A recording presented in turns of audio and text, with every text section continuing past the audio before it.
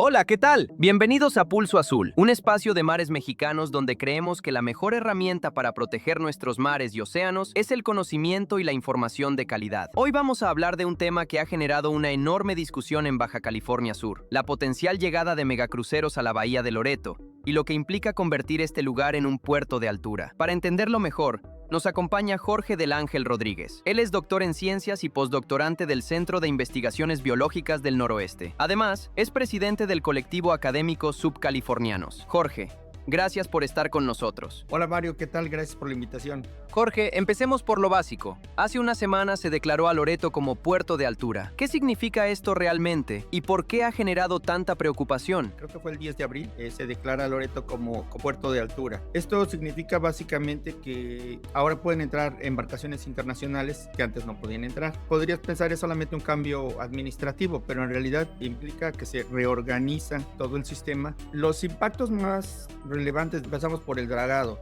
la ampliación del puerto, la modificación de terminales que implica obras, el manejo del agua para proveer, que en este caso implicaría desaladoras, que también son muy contaminantes, el manejo de la basura, los residuos sólidos, que normalmente están rebasados en casi cualquier parte del estado, y eso sin considerar todas las implicaciones culturales que hay, como por ejemplo un proceso que le han llamado la Disneylandización de los puertos, que es básicamente que la gente monta espectáculos para el turismo que no tienen nada que ver con su cultura original. Luego viene la parte de los cruceros, contaminación del agua, contaminación del aire y en muchos casos incluso contaminación por ruido, posibles colisiones a las ballenas y también contaminación lumínica en el mar. Jorge, hablemos de uno de los impactos más invisibles pero más delicados, el dragado. ¿Qué pasa cuando se remueve el fondo marino en una zona como Loreto? El problema con los dragados es que levantas el sedimento y luego ese sedimento muchas veces acumulan muchos contaminantes. Una vez que empiezas a dragar, empiezas a removerlos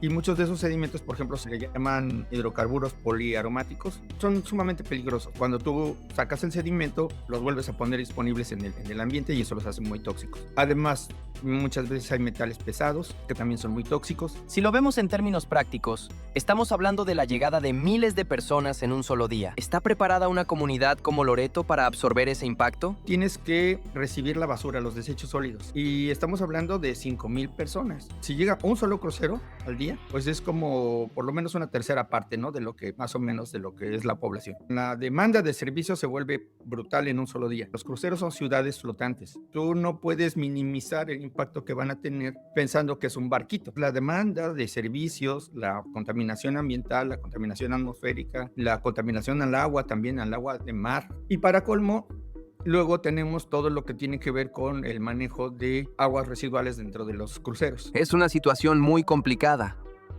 Loreto no es cualquier lugar, es una zona clave para especies como la ballena azul y la ballena de aleta. ¿Qué ocurre cuando este tipo de tráfico marítimo entra en su hábitat?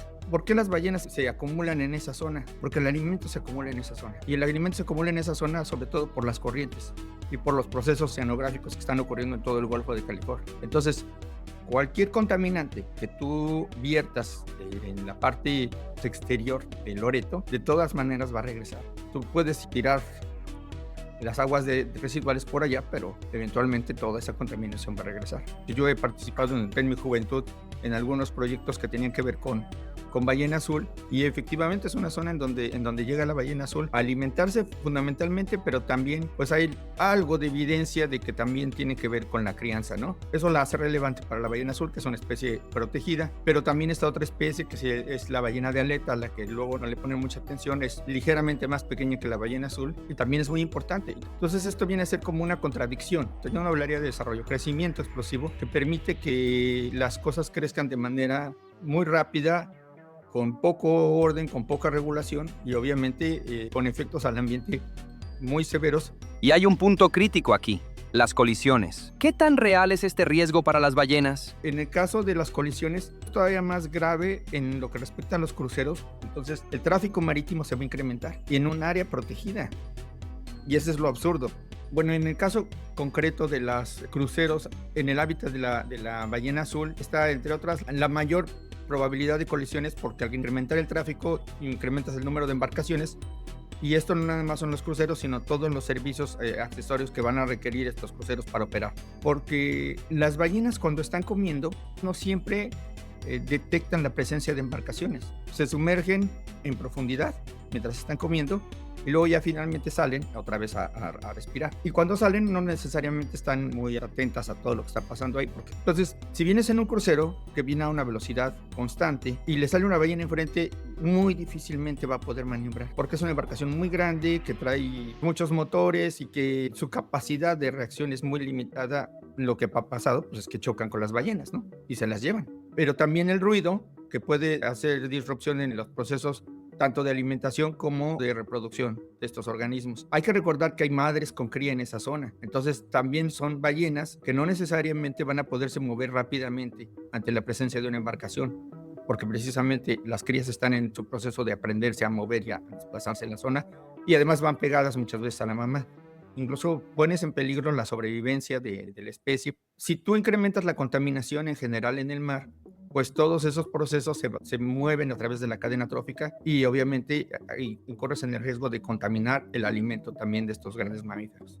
Ahora, hablemos del argumento económico. Se dice que estos proyectos traen desarrollo. ¿Qué dicen realmente los datos? Se dice, van a venir muchos turistas. Bueno, en primera, ni siquiera se les considera turistas formalmente, porque solo se quedan un día. Entonces, esas personas en las estadísticas de turismo en México no se les considera formalmente turistas. Pero digamos, admitamos que son gente que viene y gasta su dinero aquí, ¿no? El gasto que tienen es ridículo comparado con otro tipo de turismo. Te voy a dar el dato nada más de 2019.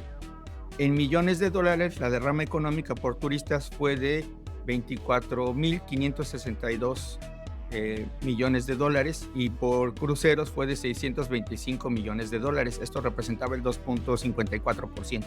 Como puedes ver, es una cantidad muy baja, ¿no? Pero, curiosamente, es una industria que sí demanda mucho.